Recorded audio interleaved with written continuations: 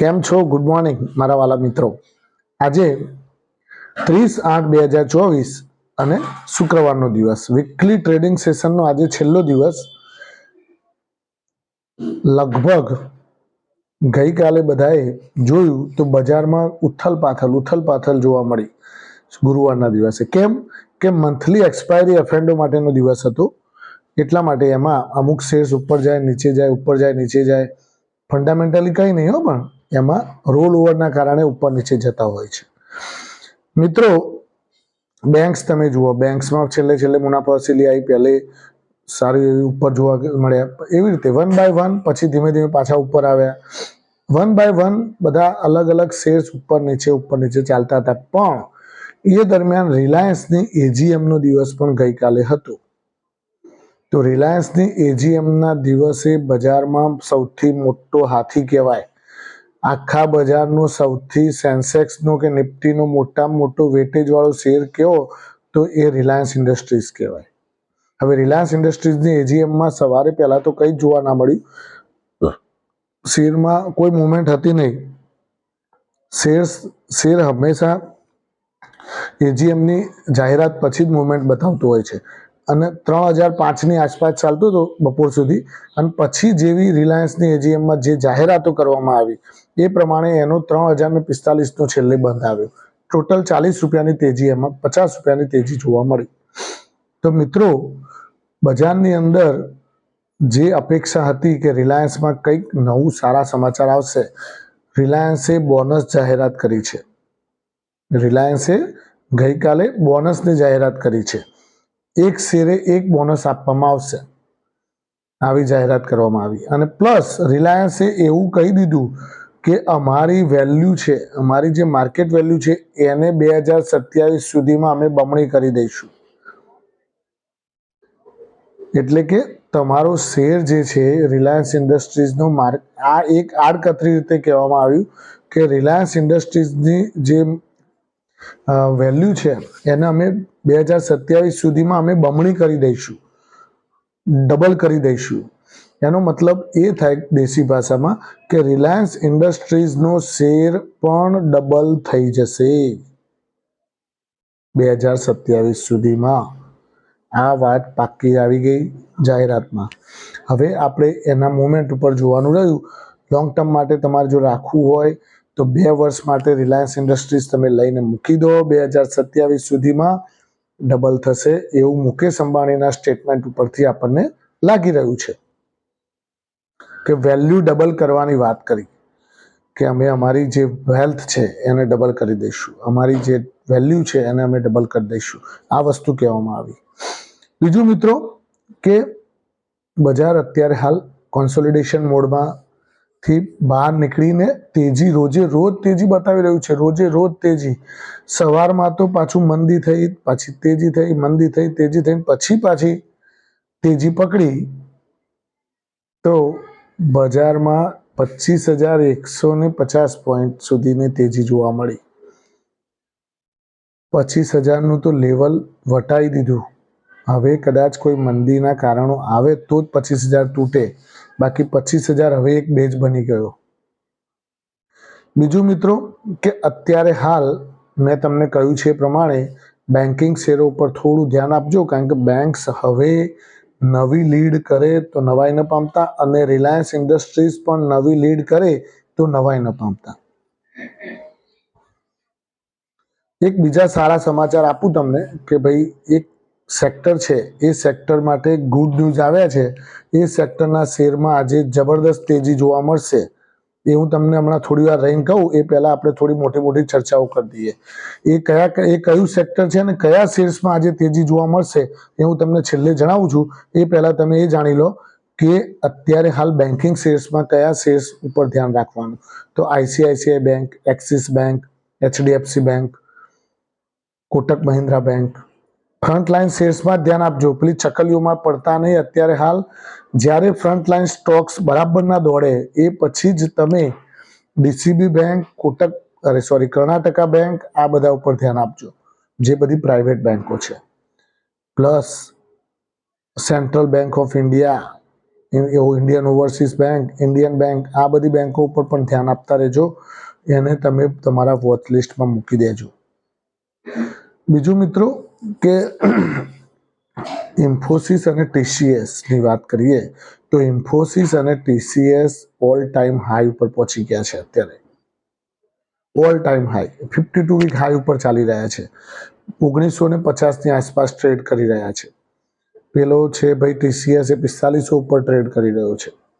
3839 રૂપિયા. મેં કહ્યું હતું કે દબાઈને લો માલ, આમાં કઈ ચિંતા જેવું નથી. TCS, ઇન્ફોસિસ, પછી ITC, આ બધામાં અમે તમને કેટલા ટાઈમથી બાય કરવાનું કહીએ છીએ, પણ કોઈ સાંભળતા જ નથી. આવી બધું વસ્તુઓ લો. ઘણી વખત તો પેલી ચકલીઓ લઈને બેસી જાય ને એમને હાલના હાલ કમાઈ લેવું છે. મેં હિન્દુસ્તાન યુનિલિવર, તમે મારા જૂના વિડીયો જોઈને જુઓ તો 2350 રૂપિયામાં મેં કહ્યું હતું કે આ વસ્તુ લો, આમાં કઈ ચિંતા જેવું નથી. આ બજારનો FMCG સેક્ટરનો હાથી છે. આ ટોપલા ભરી ભરીને લો 2350માં. અત્યારે 2800 ઉપર ચાલે છે. શું જોઈએ પછી તમારે? લગભગ 20% તેજી જોવા મળી છેલ્લા 2 મહિનામાં. 2 થી 2.5 મહિના થયા હશે. બીજું ITCમાં તમે જુઓ 429 થી ચાલતો હતો, ત્યારે પણ મેં કહ્યું હતું કે લો ITC લો, 500 ઉપર ચાલે છે. ડાબર ઇન્ડિયા ઉપર ધ્યાન આપજો. ડાબર ઇન્ડિયા સારો છે. ઘટાડો આવે એટલે ભેગા કરતા રહેજો, એ સારો છે. એમાં કઈ ચિંતા જેવું નથી. ડાબર ઇન્ડિયા આપણે બધા જે માથામાં નાખવાનું તેલ ડાબરનું વાપરીએ છીએ, ડાબર હની જે એનું મધ આવે છે એ પણ આપણે આપણે શું કહેવાય કોસ્ટિક વિટામિન તરીકે આપણે યુઝ કરીએ છીએ. એટલે આવા ડાબરની પ્રોડક્ટો બહુ ફેમસ છે. તો ડાબર ઇન્ડિયા ઉપર ધ્યાન આપજો, કારણ કે બ્રાન્ડેડ વસ્તુ છે. બ્રાન્ડેડ વસ્તુ પહેલી ચાલે. જેમ કે રેમન્ડ ચાલી ગયો, જે બ્રાન્ડ હતી કાપડમાં. બાટા જુઓ 1700-1800 ચાલતો હતો વચ્ચે. પછી તમે જુઓ કોલગેટ 3500 ઉપર જતો રહ્યો. પછી શું જોઈએ? આ બધી બ્રાન્ડો જ ચાલવાની. ઇન્ડિયાની જે ફેમસ બ્રાન્ડો છે, જેનું નામ બધાના મોઢે છે. ચંપલ તો કે બાટાના, કોલગેટ તો કે કોલગેટની ટૂથપેસ્ટ. તો પછી મધ લેવા જવું છે તો ડાબરનું હની લઈ આવજો. આવી બધી વાતો છે. સોરી મિત્રો. તો અત્યારે હાલ બજારમાં કન્ટિન્યુઅસલી તેજી ચાલી રહી છે. તો તમે આ તેજીને શાંતિથી માણો. ઘટાડો આવે તો ભેગા કરો. IRFC ગઈકાલે એક સબસ્ક્રાઈબરનો મેસેજ આવ્યો હતો, IRFC લો ભાઈ, ઘટાડે લો. આવા બધામાં તમારે વિચારવાનું નહીં. SJVN લો, ટોપલું ભરી લો. SJVN 150 કુદાઈ જશે હો શોર્ટ ટાઈમમાં. SJVN લેજો, NHPC લેજો, સારા છે. અને પાછા રિન્યુએબલ એનર્જીના શેર છે આ SJVN ને બધા. સતલજ જલ કંપની છે. પછી હું તમને હવે છેલ્લે વાત કરી લઉં મિત્રો. તો આપણે એક સારા સમાચાર એક સેક્ટર માટે આવેલા છે. એ સેક્ટર આજે તેજી જોવા મળશે એમાં. અને કયા શેર્સ છે અને હું તમને વાત કરું. જો કોઈને એ શેર્સની ખબર ના પડે તો મારા ડિસ્ક્રિપ્શનમાં એ શેર્સ લખેલા હશે, એ શેર્સ તમે જોઈ લેજો. આજે એ સેક્ટરમાં તેજી જોવા મળશે. એ સેક્ટર કયું છે? તો એનું નામ છે સુગર સેક્ટર. આજે સુગર સેક્ટરમાં તેજી જોવા મળશે. B1 B2 હેવી મોલાસીસમાંથી ઇથેનોલ બનાવવાનું સરકારે પરમિશન આપી દીધી છે કે ભાઈ બનાવો ઇથેનોલ, ઢગલા બંધ હેડો ફટાફટ. કારણ કે અમારે તો અહીંયા પેટ્રોલમાં ઇથેનોલ મિક્સ કરીશું તો અમારે કંઈક પહોંચી વળીશું. તો પેટ્રોલમાં ઇથેનોલ મિક્સ કરવાની જે 2025નો જે ટાર્ગેટ હતો 20%નો, એ પૂરું કરવા માટે સરકારે સુગર કંપનીઓને ઇથેનોલ બનાવવાની પરમિશન આપી દીધી છે. ફૂલ ફ્લેજ બનાવો ભાઈ, દબાઈને માલ બનાવો અને ઓઇલ માર્કેટિંગ કંપનીઓને તમે સપ્લાય કરો અને માલ કમાઓ, પૈસા કમાઓ. તો મિત્રો, આજે સુગર સેક્ટર્સના કયા shares? Balrampur Chini, Bajaj Hindustan, Triveni engineering, Praj industries, Avadh sugar, EID Parry, આ બધામાં તેજી જોવા મળશે. ધામપુર સુગર, દાલમિયા ભારત સુગર, આ બધા શેર્સમાં આજે તેજી જોવા મળશે.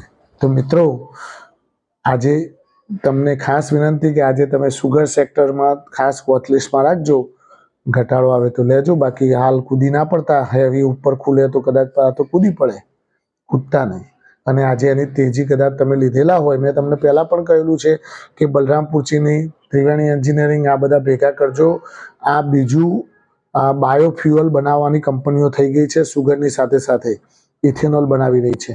એ ઇથેનોલ શું કામમાં આવે છે? તો ઇથેનોલ પેટ્રોલ બનાવવામાં વપરાય છે. પેટ્રોલ બનાવવામાં નહીં, સોરી, પેટ્રોલની અંદર મિક્સ કરવામાં વપરાય છે. તમે પેટ્રોલ પંપો ઉપર જઈને જોજો, તમે પેટ્રોલ પુરાવો તો એવું લખેલું હશે જ્યાં પેટ્રોલ પંપનું પેલું મોઢું હોય છે ને ત્યાં, કે પેટ્રોલ પ્લસ 20% ઇથેનોલ કે 15% ઇથેનોલ મિક્સિંગ, આવું લખેલું જ હોય છે. તો HPCL, BPCL ના IOC, આ ત્રણેય ઓઇલ માર્કેટિંગ કંપનીઓ આ લોકોને ઓર્ડર આપે છે કે તમે ઇથેનોલ મોકલો.